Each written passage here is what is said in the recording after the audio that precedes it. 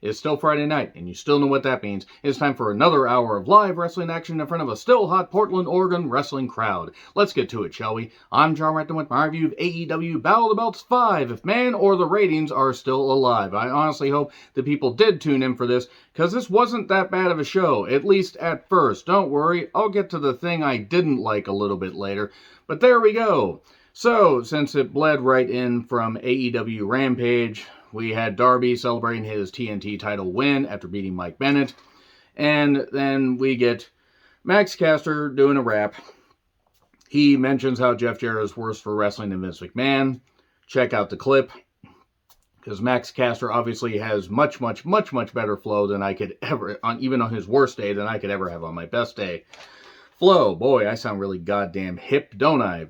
So anyway, we have the Acclaimed, scissor me daddy ass, and there we go. We have Caster, Bowens, and Billy against Jeff Jarrett and Jay Lethal with Dutt and Giant Silva Jr. It's an anything goes AEW tag title match, and here we go. Unfortunately, they're going to put the titles on Jarrett and Lethal. Well, no, they did everything in the goddamn book here.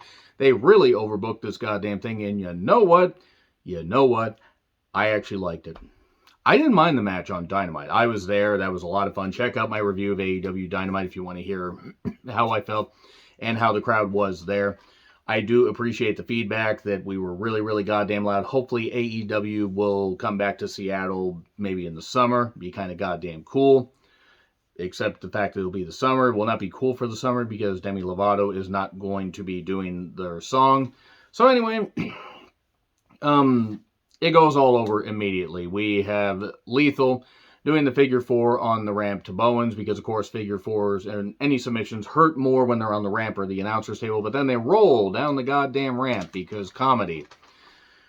And then the crowd absolutely loved the Acclaim. I mean, everybody loves the Acclaim, but the crowd really did here. This was good. This was actually really good. I'm very surprised that I enjoyed this as much as I did, because it was all action. It was ridiculous. We had one point where Jarrett had the figure four locked on him, and then Lethal decided, hey, I'm just going to elbow drop the ref, and he did a sky elbow drop on the ref safely, because Lethal is a safe worker, unless he's around the Ring of Honor women's roster. Oh, this is going well. And then we get a second ref. And then Jarrett gets a guitar. Still hasn't drawn a dime, but suddenly Bowens gets the boombox. They brought back the boombox. Oh boy, that was certainly something. I actually forgot they used to use the boombox. And then Billy gets the guitar. Jarrett's begging off. No. And then Billy hits Giant Silva Jr. with the goddamn guitar. I may call him by his name one day, but for now he's Giant Silva Jr. because that's about how skilled he is. Gets hit with the guitar.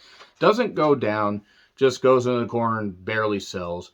And then he decides, I'm just going to go nuts. He gets a double chokeslam on the Acclaim. He does a chokeslam on the ref that I think was Mike Posey. And then Dutt, he pulls off the ref shirt, and he's going to do this, and he puts it over, and his pencil's like getting caught in the shirt because he didn't think that through. Not like Sanjay Dutt, I really do. But he's going to count 1, 2, and Aubrey pulls him out. In the instant I said he looked like he was going to swing on her, I'm like, Sanjay, she will knock you out. Because Aubrey is tough. And Aubrey shoved him down. She was like, nope, we're not going to do this. And then the match continued. And we got the honor roll, or whatever the slam is. Mic drop, 1, 2, 3. Really good stuff. Great way to kick off Battle of the Belts. And then, and we get to see how the rest of the show goes. A good start. They were keeping the momentum from the end of end of Rampage. It actually wasn't all that bad so far. Hobbs, from the Book of Hobbs, they're finally deciding to give him mic time and let him do stuff. Everything that happened to me is in this book. And now everything happened to me will happen to you. Good. Let's give him squash matches. Not just on Dark Elevation and Dark. Nothing against that. I did get to see one that he had. Well, actually, it wasn't so much a dark match. Or it wasn't so much a squash match. I mean, he had a little bit of offense, offense put against him. But Hobbs is impressive in person. And then we got Jade. I said Jade. She's 48-0. That's for one friend of mine that is in Texas. I would like you to know that I blow my voice out almost every time I do these singing things. But Jade with Layla Gray. Good God. So fetching. Sky Blue is her opponent. Jade, not Layla. That would have been weird if she was wrestling both of them. It's a TBS championship match.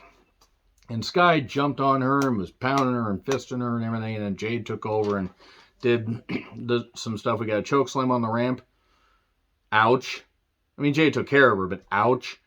And they made Aubrey seem ineffective because Aubrey is checking on her. Okay, she's checking on her. That's fine. But then started the count and then delayed the count for about 30 seconds.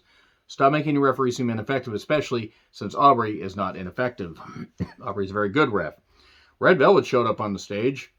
Boy, howdy, did she ever. And Red Velvet at one point got upset and, came down to the ring and, got in Layla Gray's face and slapped Layla Gray. Could just slap me like that. And then Sky came back, hit a code blue for 2. This was cooking. It's one of the better showings that Jade has had. And then she caught her and it looked like she was going to try for a Hurricanrana, but that didn't work. She caught her from facing away like she was going to do a standard Hurricanrana. Caught her, flipped her, and then it looked like she was going to try a roll through, and then caught her into Jaded and hit that. And I go, okay, that was good.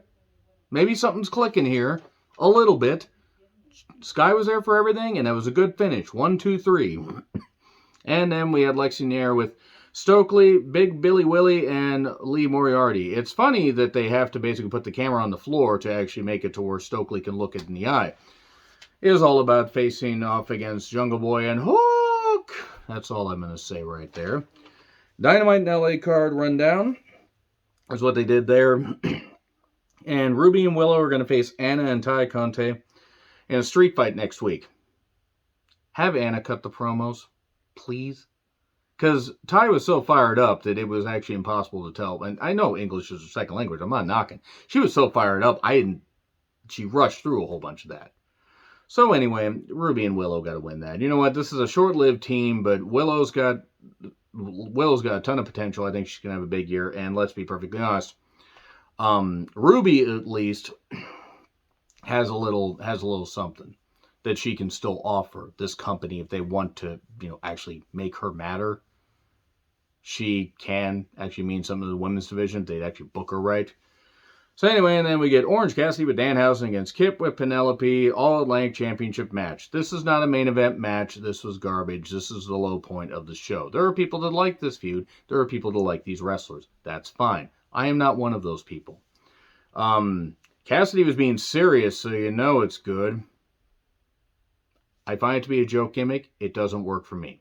That's all I gotta say. Danhausen got beat up by Butcher and Blade after one of the women was kicked out. I believe it was Allie. And then the best friends show up to stop Butcher and Blade, and then 2 orange punches, 1, 2, 3. That's all I have to say about that. That was Battle of the Belts 5. Agree, disagree what I said? Like, share, subscribe. Twitter handle in the description. I'm John Retland, and hopefully AEW will come back to the Pacific Northwest, and maybe Forbidden Door at the Climate Pledge Arena. I'll pay the pay-per-view ticket prices for that. Anyway, see you soon.